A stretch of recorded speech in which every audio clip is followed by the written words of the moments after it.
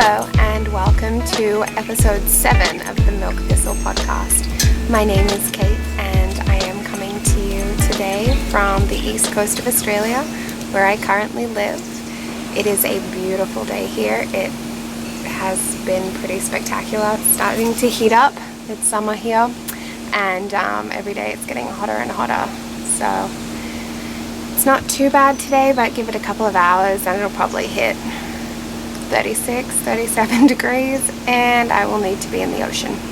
But that's okay, that's what it's there for. So today is Sunday the 4th of December and it's been almost exactly a month since I've spoken to you guys. So I've got quite a bit to catch you up on, including what I've been making. I've been doing a little sewing and a little knitting and couple of things that I've bought. We have our 150 subscriber giveaway, which I ran over on Instagram, which I will be drawing for today. And yeah, just some basically exciting stuff getting ready for Christmas. I have a little bit to talk to you about my Thanksgiving. I threw a Thanksgiving party this year, which was a lot of fun, so I'll chat to you a little bit about that. But basically that's what we're going to be talking about today. So last time I spoke to you, I was working on my Chuck sweater, which is a pattern by Andy Satterland, and I made this in Malabrigo Rios in the black color, and I was loving it. I did love it. I loved the finished project, or finished product, because I did in fact finish the jumper. And I wove in all the ends and I sent it downstairs to, I carried it downstairs to where our laundry is, and it was just sitting there and somehow it got thrown in with a pile of dark clothes, including a whole bunch of towels, and got put through a cotton cycle on my washing machine. I did it myself. I have no idea how it got tangled up, but it was a really busy weekend and I wanted to get things done and I felted my jumper, so I never wore it. It's not terrible. I can show it to you. It's finished and you can still see the cables, but they have lost just a little bit, they've lost quite a substantial amount of their definition and they're all kind of fuzzed. The reverse stockinette area around the main middle cable is kind of fuzzy. It's just generally unappealing. Yeah, the ribbing around the neckline is particularly bad. When I pulled it out of the wash, the sleeves were completely felted together, so I ran my fingers through and kind of broke them apart. It is still wearable. It's too small for me. Hopefully it will fit my mom. She hasn't tried it on yet, but she is more petite in her upper body than I am, so hopefully she will be able to use it, because it is a beautiful jumper and or sweater, and I really liked it. I really ruined it and it doesn't fit me. So luckily, I mean, it could have been so much worse. Malabrigo Rios is 100% superwash merino, and if it wasn't superwash, I can only imagine what this poor little Chuck sweater would look like now. I mean, it's bad enough as it is. But last time I was planning on podcasting, I just finished this and I was going to wash it and block it and show it off to you guys because I was so excited, and it's beautiful. It's my first like true cabled pattern, I'd say. I've done maybe one or two other just very simple cables, but nothing as intricate as the beautiful cable that goes up the front of the Chuck sweater. And then I felted it and then I was really sad. There may have been a tear or four, but it's my own fault and I will never do that again. To be honest, I'm not sure how it happened in the first place, but it did. So that is the sad ending to what was a really fun knit. I will definitely make it again. It worked up really quickly and is a really pretty jumper, and I definitely want one, but I think I'm gonna have to leave it for a while. I've got so many other things to do, but I was really looking forward to having this super practical neutral. I mean, it's black, it goes with everything in my wardrobe. Anyway, what's done is done, and I will move on and make something else, which I have. I've cast on quite a few new things since I last saw you. So yeah, but that was the tale of my chuck sweater. I have started work on the Icelandic sweater, which is what I'm making my boyfriend, apparently for Christmas, but probably for Easter or his birthday or something like that, because I'll show you how much I've got done, and it's not very much. This is the pattern. It is very, very beautiful. It's the Grettir pattern, which is a Brooklyn tweed pattern written by Jared Flood, and I am making it out of Quince & Co. Lark. And I went with their undyed colors as much as possible. So Quince & Co. do 3 undyed colors. This is Caspian, which is the main color that I am using for the jumper. Then for what is the gray in the color work, I'm using Ordwin. Then for the white, I'm using Egret, which is also a beautiful creamy white. Now those 3 are the undyed colors, and then for the black I'm using Sabine. There's only 1 skein of this needed to make this jumper. They're all lovely heathered except for the egret. The egret's just plain white, but yeah, the joys of working outside. Nice wind and flying wool. I'm back. So these are the colors that the jumper will be made from. I think they play really nicely together. Sorry, I'll see if I can give you a viewing of them without 100 tassels. It's a bit better. So yeah, I think it'll play really nicely. This is all I've done of the Grettir sweater for Caleb. This is a cuff. I had done a couple of inches more of the sleeve and I didn't like the way it was looking. I'm sure you know, like on hand knits, a lot of the time you have your lovely cuff, which is in your ribbing, and then you jump up a size and suddenly you're in stockinette and it puffs out and it makes a very homemade looking jumper, which is fine. It is homemade, but I wanted something a little more polished and a little more clean looking, not so bulky around the sleeves, sorry, around the cuffs. So I pulled it back and then I tried out a sequence of decreases to attempt to negate that problem, and I wasn't 100% happy. I liked some of what I was doing, but not basically. I've knit a couple of inches, ripped it back, a couple of inches, ripped it back. So I'm gonna go try again. But yeah, it's a lovely wool to work with. This is the Caspian color, once again in Quince & Co. Lark, and it's super woolly. It's 100% American wool. It's not superwash. It's I think it's going to be a really nice jumper, but I kind of got to get a wiggle on considering it's what, the 4th of December. I have 20 days. We'll see.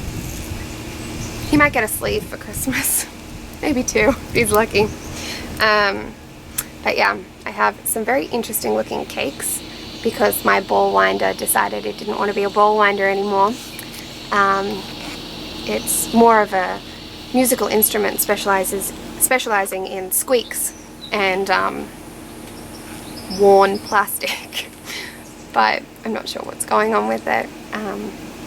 I have put a new ball winder on my gift wish list that I've put into Santa, so we'll see what arrives come Christmas Day, but this is kind of half a cake and half a ball. I've got another one which is even more of a a mixture. There is a cake in there somewhere. I don't know if you can see. It's kind of a cake shape, maybe. But yeah. So I'm very excited to get moving on that project. Ooh, sorry. I have a puppy who doesn't like birds, yet we have a lot of birds that come and visit our back deck. So sorry if you can hear little Rose yapping around. So like I said, that was from Quince & Co. And when I placed my order, I also ordered some shade cards, and because I got a couple, they came in this super cute little box. And keep opening it up. Aren't they adorable? So this is the Quince & Co. core wool line. So you open it up and they have, oh sorry, I'm showing you the wrong one. They have all the different colors that you can get in their core wool line.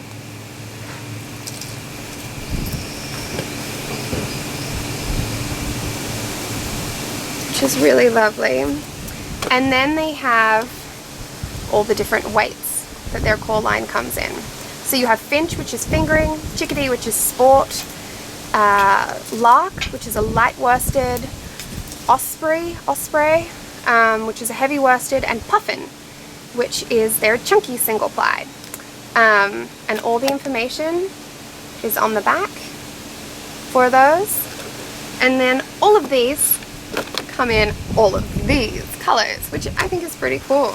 It's definitely a really wide selection, and yeah, I mean, I'm a big Quince & Co. fan, but it's difficult sometimes to order online without being able to feel the texture of the yarn that you're purchasing, and also to see how the colors play against each other.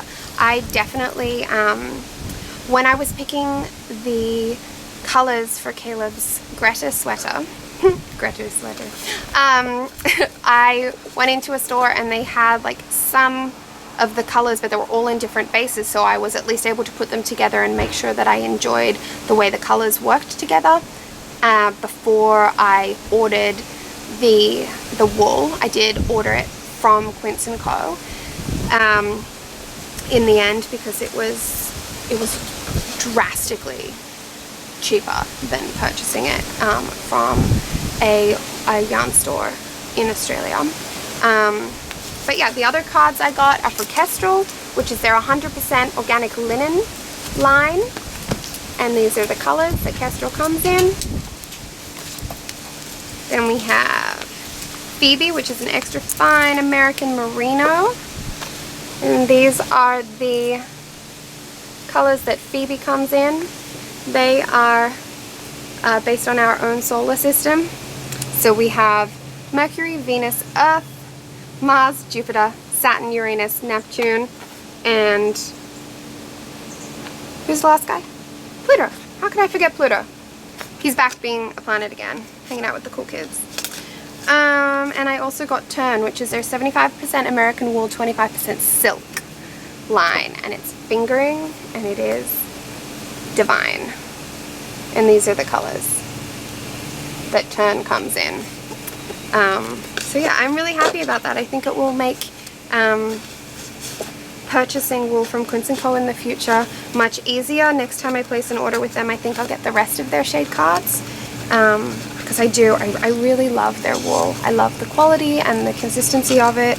I really enjoy working with it. I love their packaging, and their customer service is awesome. I made a mistake on my order and I contacted them, and they were very quick to respond and remedy the problem, you know, super quickly. So I really like Quince & Co. as a brand, and Because I did decide to do quite a bit of Christmas knitting this year, I wanted to have some project bags to keep all my Christmassy things in. So Caleb's jumper, which I just showed you, but I didn't actually show you the bag, I made this bag to go with it. It's a drawstring bag with a super thick red ribbon running through. But it's kind of got these vintage Christmas puppies on it.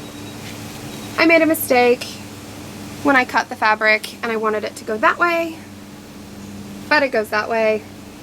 But that's okay, because it's just for me. Inside is this awesome candy cane fabric with little gold accents. And I used this kind of leaf stitch along the top and bottom of the channel that the drawstring runs through. And yeah, I did the construction that I used on the last bags that I showed you, in that you can see a little bit of the lining. It comes out as piping down the side, and then I've just stitched the point of the bottom to make it sit square. This is quite a large bag. It has the pattern, it's got, you know, my Quince & Crochet cards and about 6 balls of wool I think in there at the moment, and notions and all that kind of stuff. So I'm really happy with how this one turned out. So that's for Caleb's Christmas present. The next ones that I made, these ones are zipper bags, which I had never made a zipper bag before. Other news, I finally got a sewing machine out of storage and have been able to use a sewing machine. So exciting. So all these were done on a machine, not by hand, hence I have like 4 of them, not 1 of them. Yeah, I really liked this fabric. It just has a really plain red interior. It's not the neatest sewing in the entire world, but it was the first thing that I'd sewn for a really long time. And I didn't do the tuck around corners. I did, you know, proper internal base for it.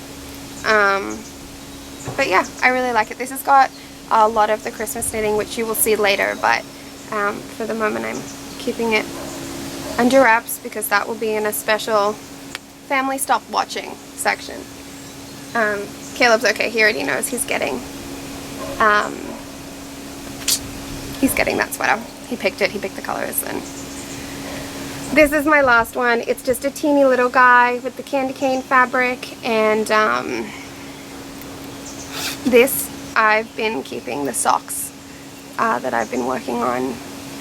It's great to put in your handbag. I didn't use any interfacing in this one. These ones have a medium weight interfacing. It's not a super squishy one, it's but it does give some rigidity to the fabric. This has no interfacing, so it's really, really good for smushing up and sticking in your handbag and not getting too worried about. So once again, it's got a zipper, and it's the red candy cane with the gold accents on it, and then just plain red on the inside. In here, I am keeping, my candy cane chapstick. I'm all in the Christmas spirit, can't you tell? And yesterday I dyed up a sock blank, and it's kind of fun. It, to me, it looks like Christmas lights on your Christmas tree. So you got your Christmas tree on either side, and then your fairy lights running through the middle. So there's a whole bunch of bright colors. There's pinks and greens and blues and reds and yellows, and it's kind of a little crazy. I'm really happy with the way it turned out. As I'm knitting it up, I do wish that the red that I had used was a little deeper. I wish it was just a little bit of a richer red, but I am not unhappy with it. I started knitting last night a little sock. He's just a little vanilla sock, 64 stitches on Addy lace circular needles that are 2mm, and I'm knitting at magic loop. I did 1x1 ribbing for 20 rows, and now I'm just doing plain stockinette. But I'm really happy with how the colors are coming out. There's just tiny little pops of like purple and blue and pink. I think it kind of looks like, you know, a pretty good representation of the twinkle lights on the tree. And then you've got your tree with your twinkle lights kind of spinning around. So yeah, I'm enjoying playing with that. I do love watching a sock blank turn into a sock. My mom's a little horrified maybe, that I'm pulling this apart. She thinks it's really pretty and thought that I was painting it to use it like this, not to pull it apart and make a sock out of it. So maybe I'll keep a little bit at the end and make something out of it so I can still have a small piece of it shown as is. So it is coming out even more orange than it actually is from what I can see on the screen. It is definitely red, but it is more of a tomato red rather than a deeper cherry red, which is probably what I would have preferred, but I don't dislike it. And it's definitely very, very festive, which makes me happy. So this is the bit I'm going to talk about my family's Christmas presents. So if you're related to me in that you are a mother, a father, a brother, or a cousin, please look away now. I will put a number down the bottom where you can come back. So if you want to watch the end of the episode, you can skip ahead to that point. But right now I'm going to talk about your Christmas presents, so don't ruin it. Okay. Are you gone? Mom? Okay, I'm sure she's gone now. So, let's start with Mum. Most of my Christmas presents are staying in this bag. And I've just kind of got them all in there together. So, my mum is getting the pair of socks that I showed you a couple of episodes ago that were Knit Picks Felici in their bubble color and their pink. And there's a slip stitch at every color change. I don't have them here right now, so she's getting those. But as well as that, she always requests that I make her face cloths and dish towels and things like that, and I crochet them out of cotton. Sorry, I have a puppy crawling around on the ground. And so I'm making them this year out of organic cotton in these 3 colors. This is the brand. It is Fiber Natura Cottonwood 100%. Okay, that one flew away. Take 2. I have another one. Hopefully it doesn't go too far.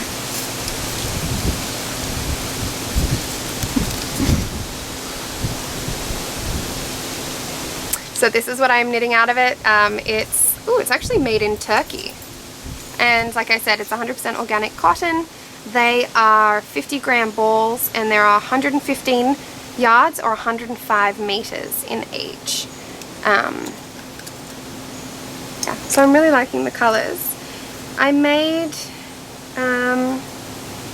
so far, I've made Mum 2 face cloths or dishcloths, whatever she chooses to use them for.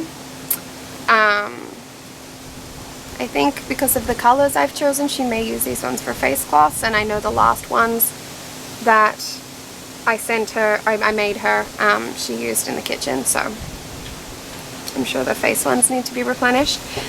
This is just a very plain square in a double crochet. If you're English, oh my goodness, they're flying.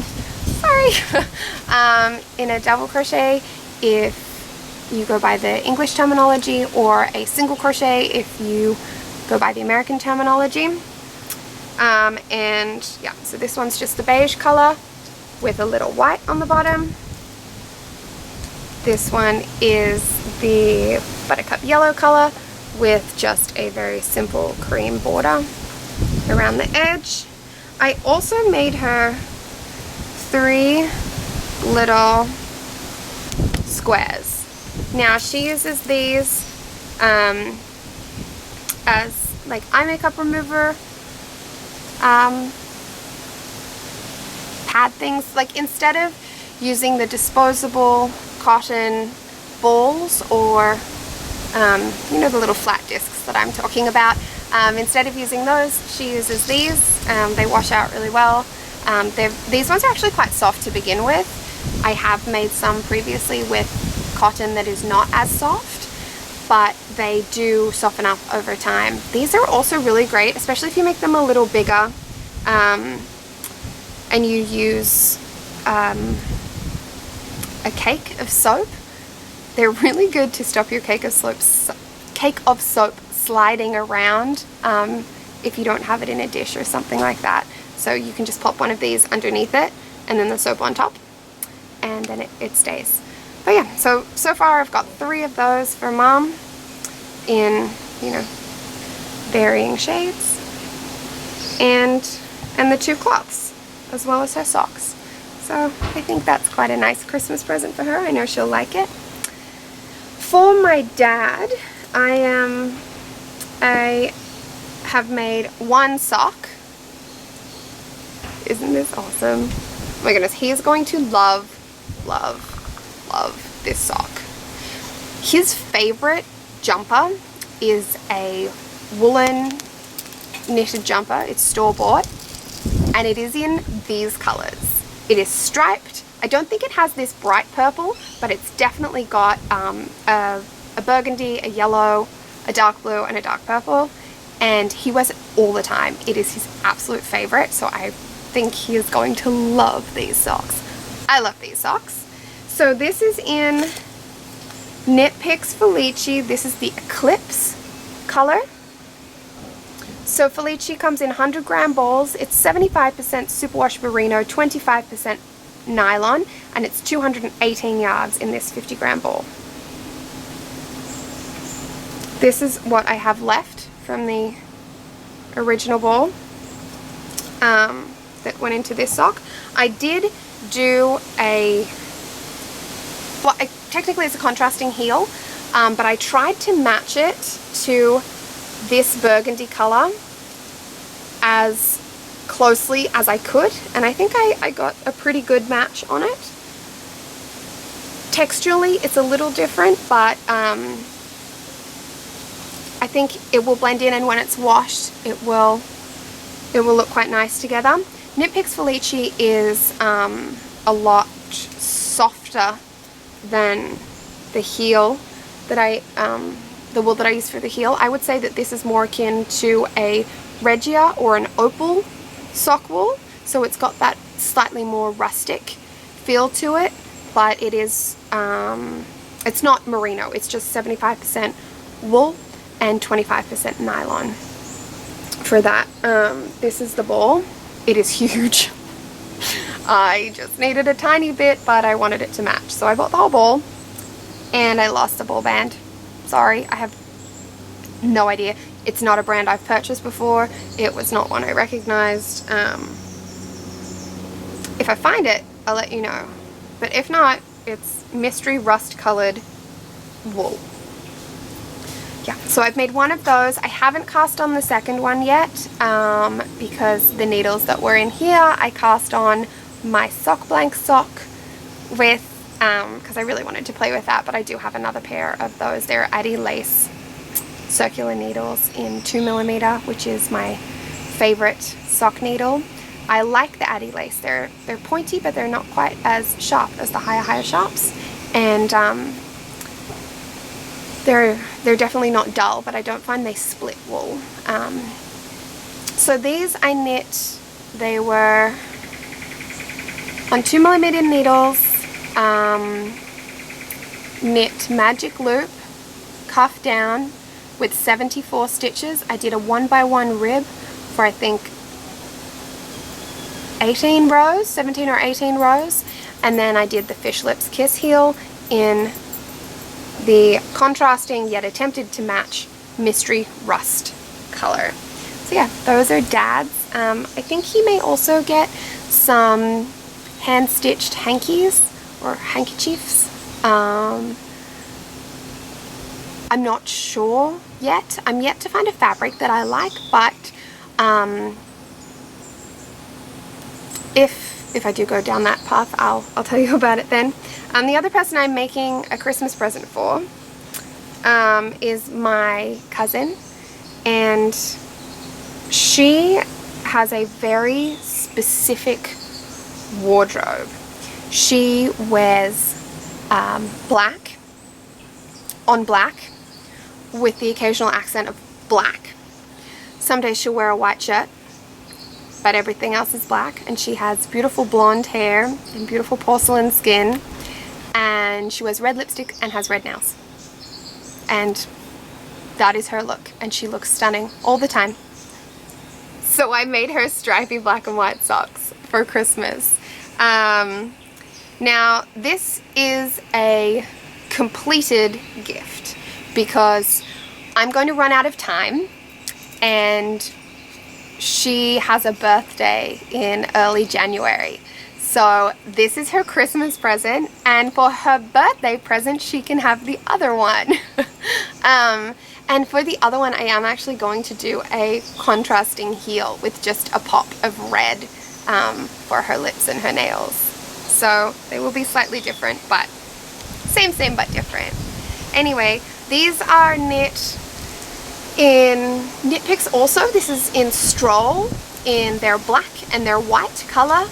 It is 64 stitches, once again 2mm needles. They were also Addy lace needles with a Fish Lips Kiss heel. So I did black for the cuffs, heels and toes. They're 4-row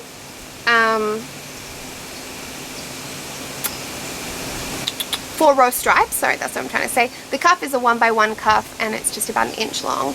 But yeah, they're 4-row stripes. And then I just did a kind of basic Kitchener toe.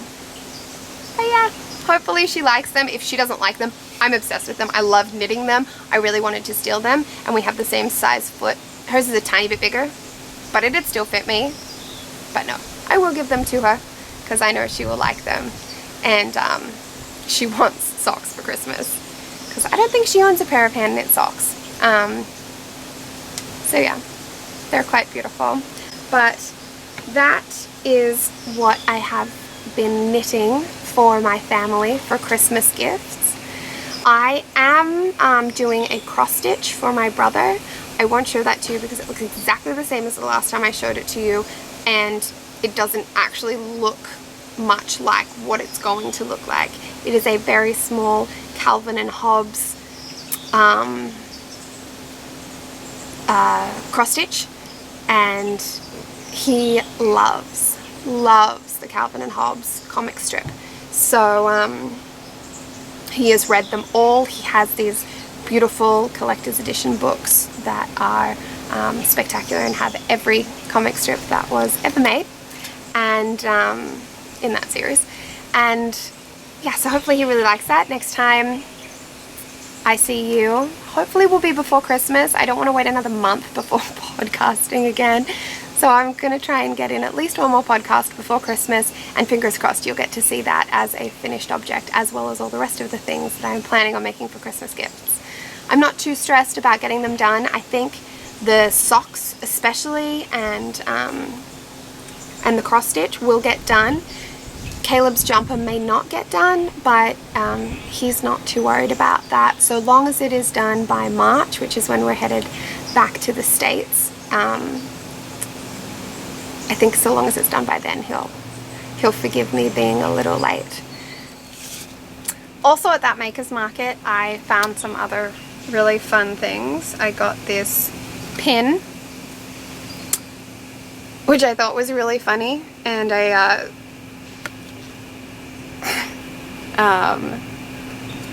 seriously relatable for my life at the moment. So I'm relatively stable, but knitting makes me happy. So I got that pin. I also got this iron-on patch, which is from the Stay at Home Club. Hope there's not too much of a reflection on that. It's still in its little plastic container, if I can take it out.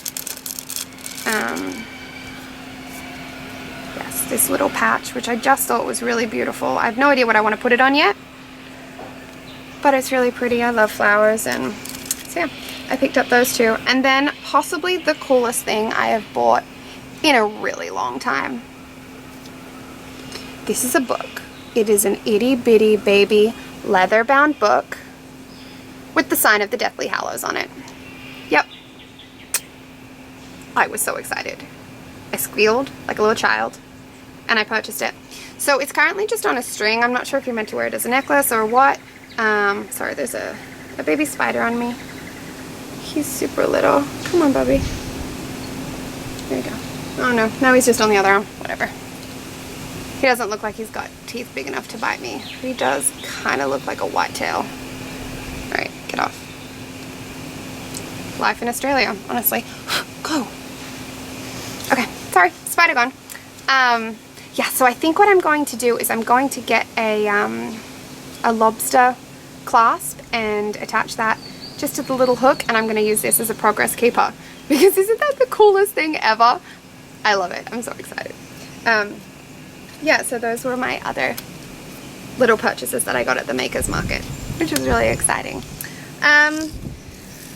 Apart from that, oh, I got another pin. This one I didn't get at the Makers Market. I got at I don't remember where I got it. Oh, I got it at Papier d'Amour, which is a kind of stationery homewares gift store in Sydney, which I really like. I'll put a link in here, but I don't know if you can see it. Fries before guys, because potatoes are my life. Potatoes and knitting. What more do you need? So that's on my Fringe Supply Co. field bag currently. I'm not sure if it's going to stay there, but I thought it was really cute. So the other thing that I have that is new in my life was actually a gift, and it was a very, very generous, lovely gift from my mom. She bought it for me a week after I felted my Chuck sweater, and it was this box. This box. Oh my goodness. Can you see? They're stunning. It is New Bolloncina, made in Italy. Yeah, golden line. It is cashmere, silk, and extra fine merino superwash. It's beautiful. So it's 40% merino, 30% cashmere, and 30% silk in this beautiful navy color. So because of the silk in there, it's got this gorgeous sheen. These are itty bitty baby balls. They're just 25 grams. And there's 100 meters or 109 yards in each of these. And I have 10 balls. Oh my indulgent. Like, this is just so soft and delicate, and thank you, Mom. She spoils me, and this definitely perked me up after my Chuck incident. But if you ever get a chance, even just to squish it, buy it if you can. It's beautiful. So I have the beautiful 10 balls, which I've been keeping in their little box. And I think I've already decided the pattern I'm going to use for that. It is from Matter Anthology 1, which is by Carrie Bostic Hogue. And I knit my Sabella pullover out of this. And just, sorry, I should have done this beforehand. This is what I'm thinking of making. It is called Imogen. So it's Imogen Spring, because I didn't want it to have, there is an option to have very short sleeves, but I liked the 3/4 sleeves. But it's very delicate. It has that beautiful lace pattern that runs up the front, and I have enough wool to make it. I think it'll be really beautiful. So at some point when I have a chance and I get all the other crazy plans that I have started finished, so in the new year hopefully, I will cast that one on, because I'm very excited, and that wool is really beautiful. So thank you, Mom. It was really generous and very thoughtful. So those are the, I lied, I got one more new thing. I'm sure most of you have seen it. Making issue 2 Fauna. It's spectacular. Also by Carrie Bostic Hogue, who wrote the Matter book. Go check it out if you haven't. I'm sure a lot of you have, but I mean, even the front cover, the photography is beautiful. The articles are well written. The pieces are creative. I mean, come on, that's crazy. It's beautiful. Just intricate cabling and oh, little butterflies in cocoons for children. I really liked this Tooth Fairy pillow, which is really lovely. And oh my goodness, this squirrel. And look at this little girl. Isn't she just adorable with her little dough cap? Anyway, I'm gonna stop. Oh, I love it. Go and check it out. Honestly, it is well worth it. And I was watching a whole bunch of podcasts last week, and everybody had their issue. And being in Australia, we're a little further away, so we have to wait a little longer for postage. And I knew it was coming, and so I was so excited when I got that little slip of paper that says, "You have a package waiting to be picked up." I ducked over in my lunch break to the post office, and so exciting. So yeah, it's a lot of stuff, but it has been a month. It is coming up to Christmas. A lot of the things are going into gift knitting. But yeah. So last episode I set up a giveaway to celebrate 150 subscribers joining me. Since then I now have almost 250, so it's quite a massive jump. So thank you so much to anybody who is a new subscriber. And so I drew for the giveaway. I did it over on Instagram, and we had 22 entries. And I used random.org. And so I went between 1 and 22. Sorry, you can see the reflection of my umbrella that I'm using to shade my camera from the sun, because it is hot and I didn't want it to overheat. But yeah, so entry number 6 was the winner. Hopefully you can see that. So number 6 is Bags She Built on Instagram, who's Tracy from Ontario. And she is a knitter, a project bag maker, and a cross stitcher. So congratulations, Tracy. Just to show you what you've won, we have a set of minis, and they are mini minis. They're just little 10-gram minis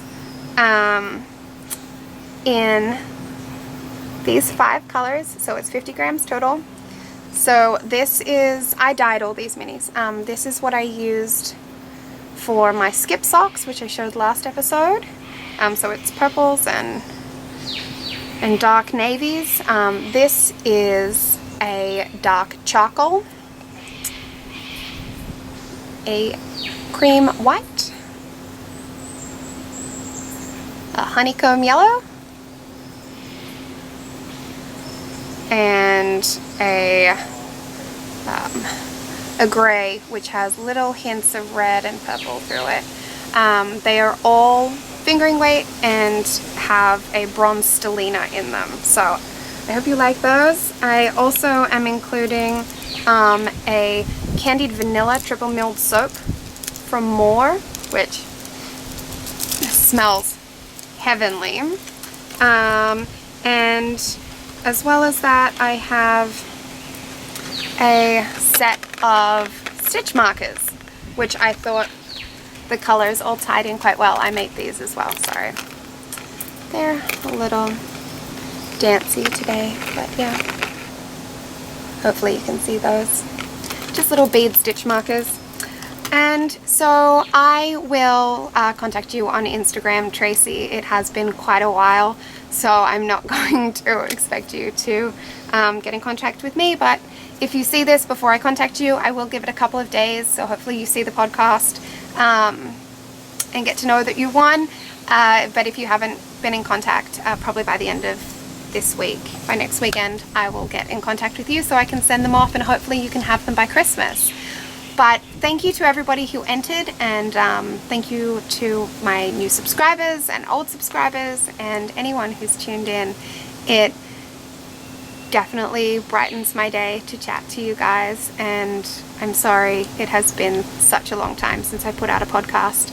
I will be better. Before Christmas you will see me again. I don't want to go a whole nother month without chatting to you. So, like I said at the start of the podcast, last week, I threw a Thanksgiving party. We don't celebrate Thanksgiving here in Australia, but my partner is American, and I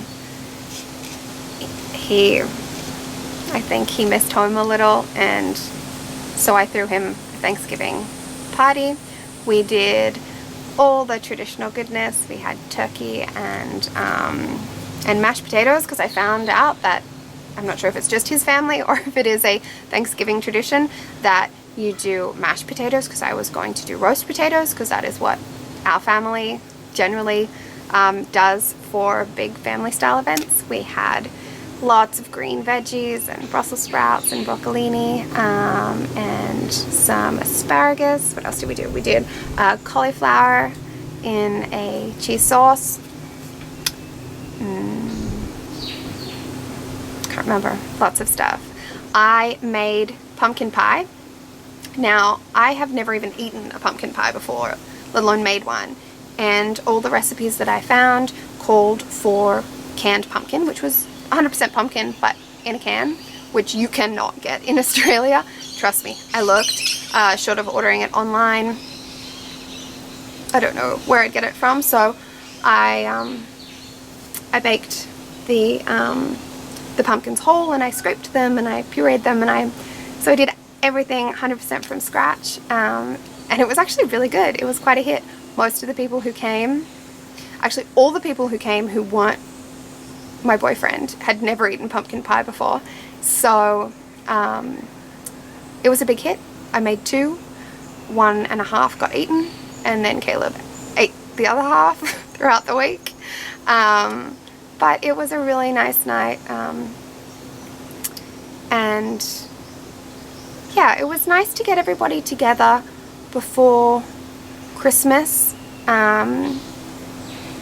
before everything starts to get really crazy, and just sit and have a quiet get together. We did it midweek, so it wasn't a late night, and it was just really lovely for everybody to share that time and to be grateful for the wonderful humans that we call our family.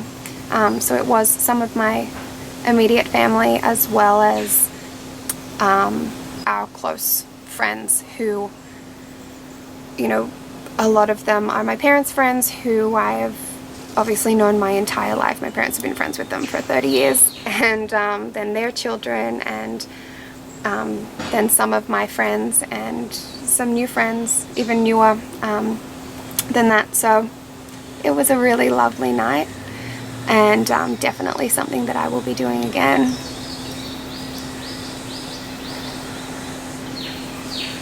Apart from that, life has been pretty quiet.